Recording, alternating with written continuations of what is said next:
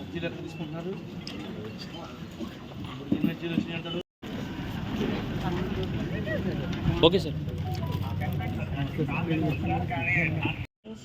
వారి బిడ్డల భవిష్యత్తుకు ప్రధాన ఆసరా. అందుకే ప్రతి ఒక్కరూ భూమిని ప్రాణంగా చూసుకుంటారు. అయితే గత ప్రభుత్వం 5 ఏళ్ల కాలంలో ఉద్దేశంతో ప్రతి గ్రామానికి కూడా రెవెన్యూ సమస్యలు, దీంతో ప్రజలు తీవ్ర సంక్షోభం అనుభవిస్తున్నారు. ఎన్నడూ లేనట్టుగా సృష్టించిన భూమి సమస్యలు పరిష్కారానికి గ్రామాల్లో రెవెన్యూ సదస్సుల నిర్వహణ తలపెట్టారు. గ్రామ మండల స్థాయిలో పిటిషన్లను పర్యవేక్షిస్తారు. అధికారులు నిర్దేశించే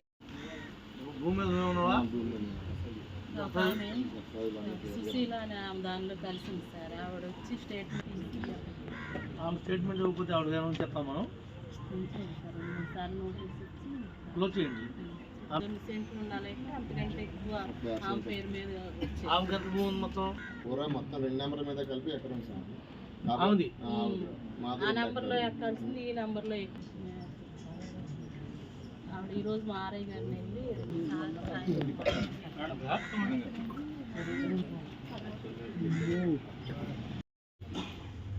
మీ భూమి మీ హక్కు నినాదంతో భూములకు రక్షణ కల్పించేలాగా. నమస్కారం అండి. రాష్ట్ర ప్రభుత్వం ముఖ్యమంత్రి గారి దీనికి ముఖ్య అతిథిగా వచ్చేసిన మన ప్రీతమ సాదరంగా ఆహ్వానిస్తున్నాము. అలాగే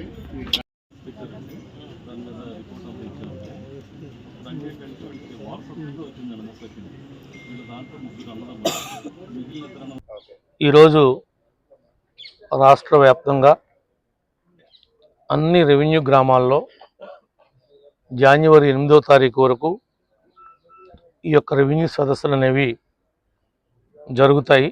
దానికి సంబంధించినటువంటి షెడ్యూలు రాష్ట్ర వ్యాప్తంగా గ్రామ స్థాయి నుండి మండల, నియోజకవర్గ, జిల్లా స్థాయి వరకు కూడా అందరికీ కూడా తెలియజేయడం జరిగింది. దీనిలో ప్రధానంగా భూమికి సంబంధించినటువంటి కొలతలు, జగన్మోహన్ రెడ్డి రీసర్వే వల్ల వచ్చినటువంటి ప్రాబ్లమ్స్, వీళ్ళు కబ్జా చేసినటువంటి అంశాలు, వీళ్ళు అంటే జగన్మోహన్ రెడ్డి అండ్ కంపెనీ, ఆ డ్రామా ట్రూప్ ఏదైతే ఉందో వాళ్ళు చేసినటువంటి ఘనకార్యాలని ఏమైతే ఉన్నాయో వాటిలన్నింటినీ కూడా పూర్తి స్థాయిలో సమీక్షించడం జరుగుతుంది. ఇది కేవలం ప్రజల కోసం, ప్రజల యొక్క సౌకర్యార్థం కూటమి తీసుకున్నటువంటి నిర్ణయము.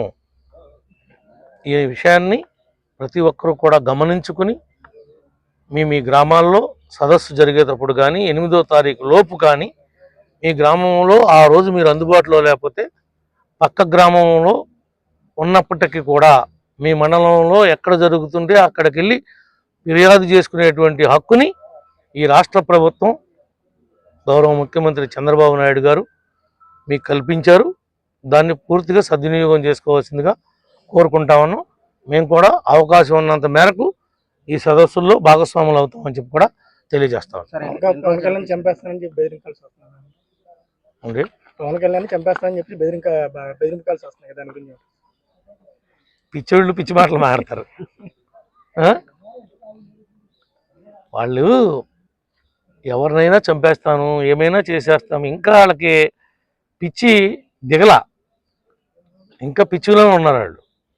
ఇంత జరుగుతున్నా అలాంటి కావాల్సిన వీటిని లెక్క చేసేటువంటి వ్యక్తి కాదు, లెక్క చేయాల్సినంత అవసరం కూడా లేదు. ఓకే.